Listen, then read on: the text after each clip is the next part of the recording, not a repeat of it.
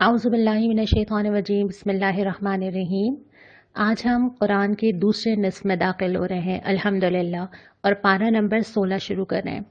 पारा नंबर 16 का आगाज़ होता है हज़रत मूसा और हज़रत ख़िज़र के वाक़े से। आपने एक मिनट के लिए सोचा होगा कि शायद मैं आज का जवाब भूल गई हूँ। ऐसा नहीं है। आज का जवाब हम जब देखेंगे जब हम सूरह कहफ मुकम्मल कर लेंगे, ताकि हमारा पूरी गुफ्तगू और पूरी सूरत को समझने के बाद उसका निचोड़ हमारे सामने आ जाए। तो जिस वाक़े का मैं आपसे ज़िक्र कर रही हूँ, ये हज़रत मूसा का वाक़या है, जब वो हज़रत ख़िज़र के साथ, जो कि बेशतर तफ़ासीर में उनको एक फ़रिश्ता बताया गया है, क्योंकि जो इख्तियारात उन्होंने इस्तेमाल किए हैं वो अल्लाह ताला के किसी फ़रिश्ते को ही वदीयत किए हुए हो सकते हैं। तो जब दोनों साथ निकलते हैं तो 3 वाक़यात सुनाए जाते हैं, और तीनों वाक़यात को सुनाने का मकसद ये है कि इंसान को ये समझ आ जाए कि उसके पास जो इल्म होता है, उसकी जो नज़र होती है, उसका जो विज़न होता है, उसका जो चीज़ों को देखने का तरीका होता है, वो बहुत महदूद होता है। वो नहीं जानता कि क्या गुज़र चुका, क्या आने वाला है, और वो जो राय कायम करता है वो अपने उस थोड़े से इल्म की वजह से करता है जो उसकी बस में होता है या जो उसकी महदूद अक़ल में समा जाता है। लेकिन अल्लाह ताला की कुदरत बहुत ज़्यादा वसी है, और अल्लाह ताला चीज़ों को बिल्कुल मुख्तलिफ पैराए में चला रहा होता है। ये बिल्कुल वैसे ही है जब आपका कोई छोटा बच्चा बिजली के स्विच में हाथ डाल रहा होता है, वो कहीं जाने की ज़िद कर रहा होता है, वो कहीं बाहर निकलना चाह रहा होता है, और आप बहुत सारी चीज़ें सोच के, आगे का सोच के, आप बहुत सारी आदात पे डांटते हैं, नाराज़गी का इजहार करते हैं जो बहुत छोटी छोटी होती हैं, लेकिन आपको मालूम होता है कि ये चीज़ कहाँ तक जाएगी और इसके असरात कहाँ तक होंगे। इसी तरह अल्लाह ताला की कुदरत के सामने मेरी और आपकी अक्ल बहुत महदूद है, और ये जो अक्ल भी एक फ़ितना और एक आजमाइश है। जिस इंसान के पास थोड़ा सा भी इल्म आ जाता है ना, वो ये समझता है कि मुझे सब कुछ मालूम है, मुझे मालूम है कि जो मैं सोच रही हूँ वो ठीक है, मुझे लगता है कि हाँ मैं जज कर सकती हूँ चीज़ों को, मैं सही और गलत अलग अलग कर सकती हूँ, मुझे अंदाज़ा है कि इसके क्या क्या असरात हो सकते हैं, क्या होना चाहिए क्या नहीं होना चाहिए। यहाँ पे अल्लाह ताला ने उस इल्म की आजमाइश का जिक्र किया है कि इंसान चाहे अपने आप को कितना ही आलिम ना समझता हो, वो नहीं जानता कि असबाब कुदरत कैसे काम करें। 3 मिसालें यहाँ पर कि हज़रत ख़िज़र ने एक कश्ती में शगाफ डाल दिया। हज़रत मूसा हैरान होते हैं, बज़ाहिर तो ये गलत काम हुआ, और कश्ती वाले को कितना अफसोस होगा, कितना दुख होगा, और उसको नहीं समझ आता होगा कि इसमें क्या मसलहत है, क्या इसमें मेरा फ़ायदा हो सकता है कि मेरी कश्ती में शगाफ पड़ गया। लेकिन फ़ायदा दूररस क्या था कि एक बादशाह ने तुम्हारी कश्ती छीन लेनी थी और अब वो नहीं करेगा। इस तरह अल्लाह ताला किसी मुसीबत को किसी बड़े नुकसान से बचने का ज़रिया बना देता है। आगे जाके कोई बड़ी नुकसान या बड़ी आजमाइश आने वाली थी, अल्लाह ताला ने छोटी करके उससे बचा लिया, इंसान को पता ही नहीं चला। इसी तरह दूसरी चीज़ ये कि एक लड़के को कत्ल किया गया, किसी की औलाद चली गई, और उसके लिए इससे बड़ा गम, इससे बड़ी मुसीबत और कोई भी नहीं है ना, और उसको लग रहा है कि क्या दुनिया में इससे बड़ा भी कोई गम हो सकता है। लेकिन अल्लाह ताला ने उसकी क्या वजह बताई कि जो आने वाली आजमाइश थी, हो सकता है उस बच्चे ने आगे जाके किस तरह बड़ा होना था, ज़िंदगी में क्या करना था, खुदा न खास्ता उसके साथ कोई और मसाइल आगे पेश आते जो माँ बाप के लिए मुश्किल का सबब बनते, कोई भी चीज़ ऐसी हो सकती थी आगे। तो कभी कभी जो आने वाली आजमाइश है वो किसी और आजमाइश से हमें बचा रही होती है जिसका हमें मालूम ही नहीं होता। और तीसरी चीज़ ये कि उन्होंने एक दीवार कायम की और उजरत दे सकते थे, लेकिन उन्होंने उजरत नहीं ली। तो हज़रत मूसा ने पूछा कि क्यों, उन लोगों ने आपके साथ अच्छा सलूक भी नहीं किया, आपने फिर दीवार खड़ी कर दी। तो हज़रत ख़िज़र ने इसका जवाब ये दिया कि ये बच्चों की दीवार है, और वो जब बड़े होंगे तो वो यहाँ से अपना ख़जाना निकालेंगे, इसलिए हमने चाहा कि ये दीवार अपनी जगह पे मौजूद रहे। तो बहुत सारी चीज़ें ऐसी होती हैं जो कायनात में हमें फैसिलिटेट कर रही होती हैं। अल्लाह ना करे अगर हम में से कोई किसी मुसीबत में आ जाए तो किस तरह उसका माल निकलेगा, किस तरह उसके ऊपर परेशानी आएंगी। जब अल्लाह ताला ये सारी चीज़ें नहीं ला रहा होता तो हम ये अंदाज़ा नहीं कर पा रहे होते कि अल्लाह ताला हमें कितनी चीज़ों से बचा रहा है।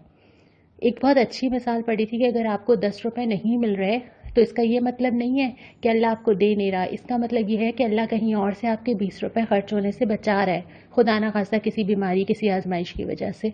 तो अल्लाह ताला की कुदरत जो काम करती है वो इंसान की अक्ल नहीं देख सकती, लेकिन इंसान को अल्लाह पे भरोसा होना चाहिए, यकीन होना चाहिए कि इस दुनिया में एक पत्ता भी नहीं हिल सकता अगर अल्लाह की मर्जी ना हो। उसके बाद फिर जिक्र किया जुल्करनैन का। एक बादशाह ذوالقرنین لقب ہے، نام بھی ہر جگہ ہمیں نہیں نظر آتا، کچھ روایات میں آتا ہے۔ ایک بادشاہ ہے جو بہت عادل ہے، اور اللہ تعالیٰ کو اس کی یہ بات اتنی پسند آئی کہ اس کے پاس اقتدار ہے، وہ لوگوں سے ٹیکس لے سکتا ہے، اجرت لے سکتا ہے، لیکن وہ اپنے آپ کو خدا کے سامنے اور لوگوں کے سامنے جواب دہ سمجھتا ہے۔ اس کو یہ بھی احساس ہے کہ مجھے تو اللہ کو جواب دینا ہے، اور لوگ اس کو اپنی مشکل بتاتے ہیں کہ ایک قوم ہے جو ہمیں تنگ کرتی ہے، تو وہ دیوار قائم کرتا ہے، لوگ اس کو آفر کرتے ہیں کہ ہم آپ کو پیسے دیتے ہیں، ٹیکس دیتے ہیں، لیکن وہ انکار کرتا ہے کہ نہیں، مجھے تو اللہ رب العالمین کو جواب دینا ہے، مجھے تو یہ بتانا ہے کہ میں نے اپنی ذمہ داری کہاں تک ادا کی۔ اقتدار ہوتے ہوئے بھی ان دونوں چیزوں کا خیال رکھنا بہت مشکل کام ہے۔ اور اس کے بعد فرمایا کہ سب سے ناکام لوگ کون ہیں؟ سب سے ناکام وہ ہیں جو اپنے آپ کو ٹھیک سمجھتے رہے، حالانکہ وہ ٹھیک نہیں تھے۔ ساری زندگی سمجھتے رہے کہ میں کتنی اچھی ہوں، میرے پاس کتنی نیکیاں ہیں، میں نے زندگی کتنی اچھی گزاری ہے، اور آخر میں جا کے نام اعمال چن چن کے ایک ایک چیز نکالی چلی جائے۔ تو ضرورت ہے کہ انسان اپنے آپ کو ضرور دیکھتا رہے، اور کیسے دیکھتا رہے؟ اس صورت میں جو 4 آزمائشوں کا ذکر ہے، کہ 4 چیزیں جس انسان کو دے دی گئی نا، اس کو بہت چوکنا ہونا چاہیے کہ یہ چاروں چیزیں اس کے لیے آزمائش نہ بن جائیں۔ پہلی کیا تھی؟ عقیدہ۔ اللہ تعالیٰ نے مسلمان پیدا کیا، کلمہ پڑھنے کی توفیق دی، مسلمان گھرانے میں رکھا۔ اس عقیدے کو اپنی جان سے بڑھ کر عزیز رکھنا، اس میں کسی چیز کو شامل نہ کرنا، اس میں شرک نہ آنے دینا، اس کے لیے کسی بھی قربانی سے پیچھے نہ ہٹنا، اس عقیدے کی قدر کرنا اور اس کو پکڑ کے رکھنا، یہ بھی ایک آزمائش ہے۔ اور اس کے بعد دوسری چیز، ایک جس کو مال دے دیا جائے اس کے لیے بھی آزمائش ہے کہ وہ اس مال کا کیا کرتا ہے، اور جس کو مال نہ ملے اس کے لیے بھی آزمائش ہے۔ تو یہاں مال کی جو آزمائش ہے، اس میں 2 باغ والوں کا ذکر اسی لیے تھا کہ ایک نے اللہ پہ توکل کیا، ایک نے کہا اللہ کی طرف سے ہے، اور ایک نے اپنے اوپر گھمنڈ کیا۔ تو یہ بھی ایک آزمائش کی ایک شکل ہے۔ تیسری شکل یہ کہ جس کو علم دے دیا گیا، اور علم کے بعد وہ یہ سمجھا کہ میں سب کچھ جان گیا ہوں، اس نے اس علم کو اللہ کو چیلنج کرنے کا ذریعہ بنا لیا، یا دین میں شک کا ذریعہ بنا لیا، یا آیات کے مقابلے میں اپنا علم لے کر آ گیا کہ گویا وہ اللہ سے زیادہ جانتا ہے۔ یہ ساری چیزیں جو ہیں وہ آزمائش ہیں۔ تو یہ جو واقعہ پڑھایا گیا، اصل میں یہ اسی لیے پڑھایا گیا ہے کہ تم اپنے علم کو کبھی بھی کافی نہ سمجھو، تمہارا محدود علم کائنات کے علم کا احاطہ نہیں کر سکتا۔ اور آخری چیز یہ تھی کہ طاقت، ذوالقرنین کے پاس طاقت تھی، اقتدار تھا، اس طاقت کے ہوتے ہوئے اپنے آپ کو انکساری پہ رکھنا اور اللہ سے ڈرنا اور لوگوں کے حق ادا کرنا۔ ہر انسان کسی نہ کسی جگہ پہ طاقت پہ ہوتا ہے نا، جہاں تک ہمارا بس چلتا ہے۔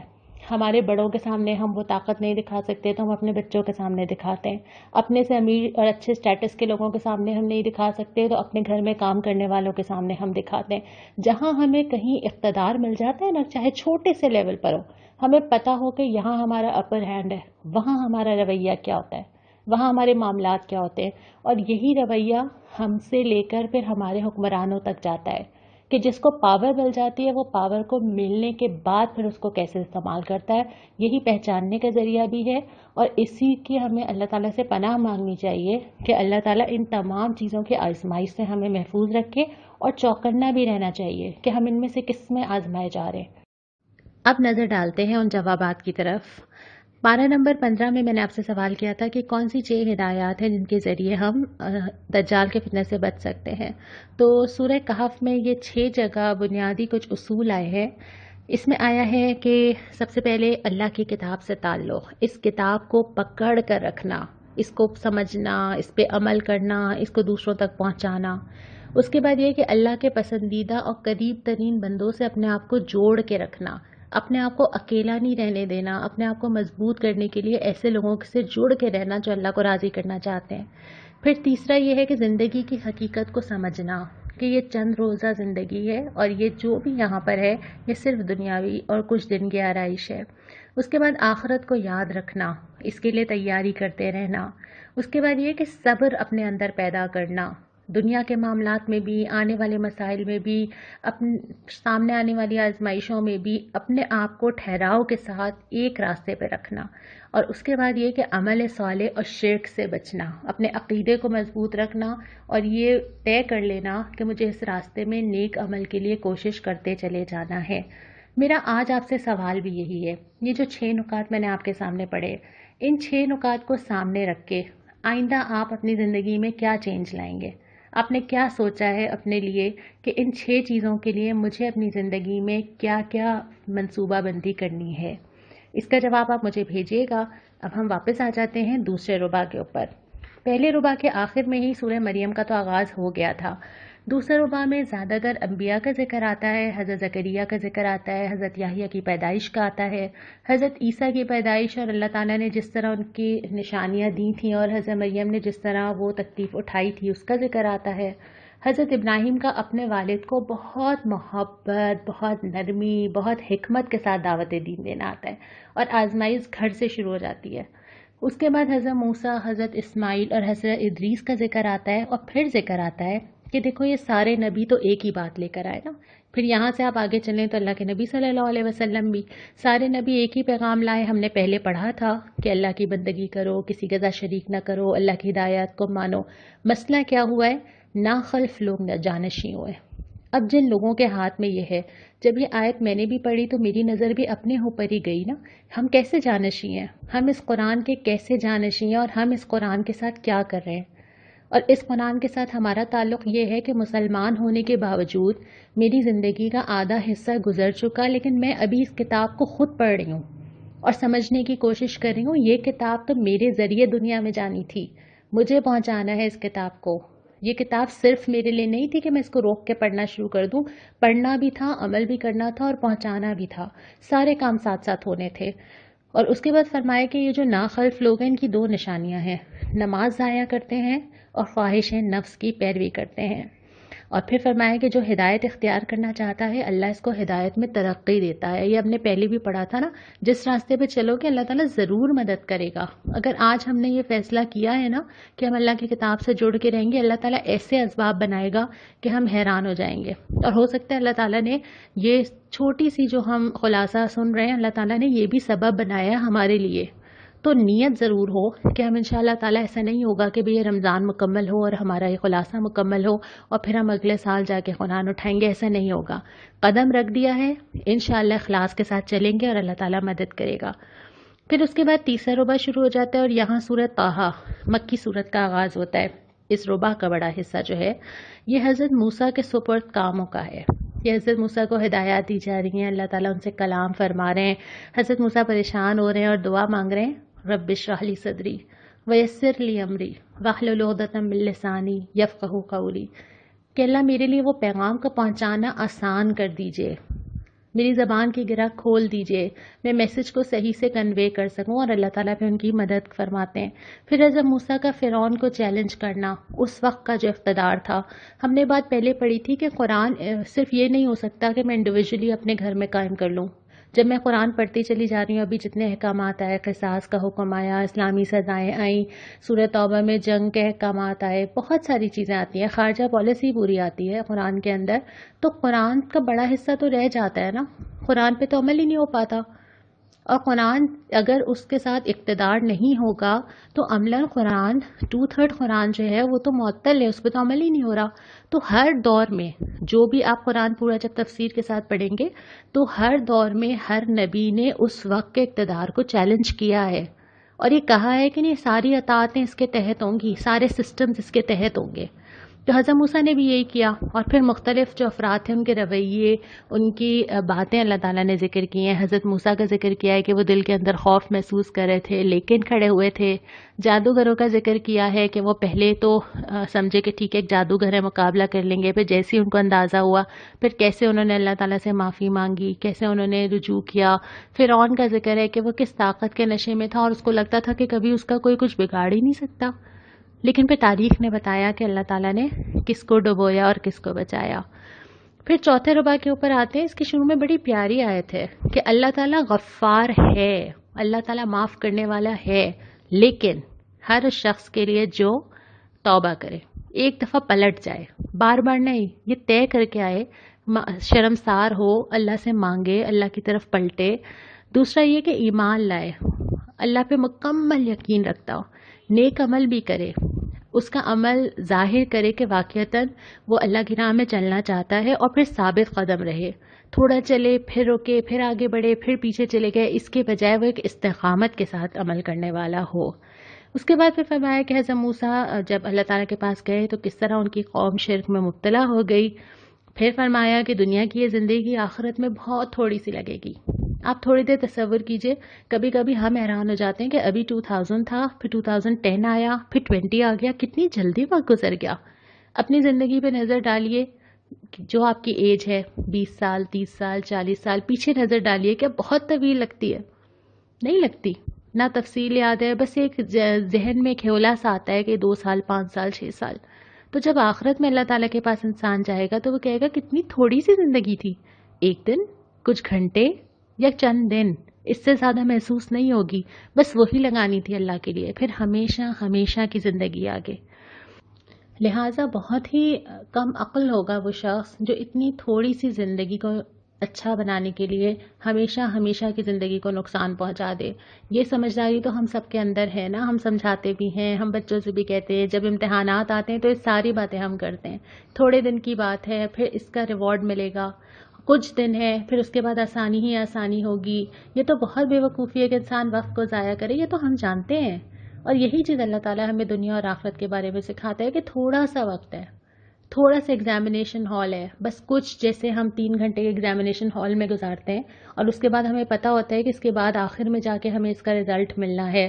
اور وہ ایگزامینیشن ہال خاص طور پہ اگر آپ کے سینٹرز بنتے ہیں، گورنمنٹ کے سینٹرز بنتے ہیں، مختلف سکولز میں آپ جا کے امتحان دیتے ہیں، کہیں پنکھا نہیں ہوتا، کہیں ہوتا ہے، کہیں سیٹ پراپر نہیں ہوتی، کہیں گرمی ہوتی ہے، کہیں سردی ہوتی ہے، کہیں آسانی سے بیٹھتے ہیں، کہیں نہیں بیٹھتے. اس سے فرق نہیں پڑتا. فرق یہ پڑتا ہے کہ آپ نے امتحان کیا دیا ہے اور کیسے دیا ہے، اور آپ کے پیپر کا اینڈ رزلٹ کیا ہے. اسی لیے آپ اس کی بہت زیادہ کمپلین بھی نہیں کرتے. آپ گھر آ کے بتاتے ہیں کہ سینٹر اچھا نہیں تھا، لیکن آپ یہ نہیں کہتے کہ میرے ساتھ ایسا کیوں ہوا اور میں امتحان نہیں دے سکتا اور میرے ساتھ ناانصافی. آپ نہیں کہتے کیونکہ آپ کو پتہ ہے کہ یہ اتنا بادر نہیں کرتا. یہ تو ٹیمپریری ہے، میں جاؤں گی، پیپر دے کے آ جاؤں گی، اور اس کے بعد اصل چیز تو یہ ہے کہ میرا رزلٹ کیا ہے. تو اللہ تعالیٰ نے جو دنیا میں ہمیں بھیجا ہے نا، وہ بس وہ ایگزامینیشن ہال ہے. وہ تھوڑا سا ہے، کسی کا آسان ہے، کسی کا مشکل ہے، کسی کی سہولت سے گزر رہی ہے، کسی کی مشکل سے، کسی کے پاس آزمائش زیادہ آ گئی ہے، کسی کے پاس کم آ گئی ہے. لیکن یہ کچھ عرصے ہے، یہ صرف ٹیمپریری ہے، یہ ہمیشہ کے لیے نہیں ہے. اور نہ یہ فیصلہ کرے گا کہ آپ کا رزلٹ اچھا ہونا ہے یا برا ہونا ہے. رزلٹ بیس کرتا ہے کہ آپ نے اس وقت کو استعمال کیسے کیا ہے، اور ہمیں اسی پہ فوکس کرنا ہے کہ کہیں ہمارا وقت تو ضائع نہیں ہو رہا.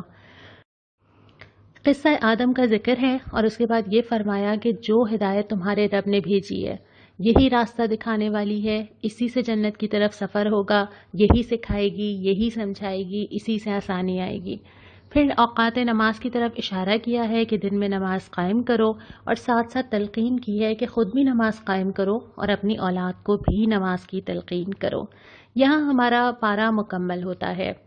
آج کی جو دعا ہے وہ بہت ہی پیاری 2 آیات آئی ہیں. ایک تو سورۃ طٰہٰ میں وہی دعا آئی تھی جو میں نے آپ کے سامنے پڑھی تھی، رب اشرح لی صدری ویسر لی امری واحلل عقدۃ من لسانی یفقہوا قولی. اور ایک بہت ہی پیاری آیت ہے سورہ مریم کی آیت نمبر 4، وَلَمْ أَكُن بِدُعَائِكَ رَبِّ شَقِيًّا. اے پروردگار، میں تجھ سے دعا مانگ کے کبھی نامراد نہیں ہوا. یہ اللہ پہ یقین ہے کہ اللہ تعالیٰ سے اس یقین کے ساتھ دعا مانگیے کہ اللہ تعالیٰ ضرور سنے گا، اور اللہ تعالیٰ سنتا ہے. اس یقین کے ساتھ اللہ تعالیٰ کو پکارا جائے تو اللہ تعالیٰ جواب بھی دیتا ہے، اور انسان کو یہ ساری چیزیں محسوس بھی ہوتی ہیں. آج یہ دعا انشاء اللہ تعالیٰ یاد کریں گے اور ایک دوسرے کے لیے دعا کریں گے.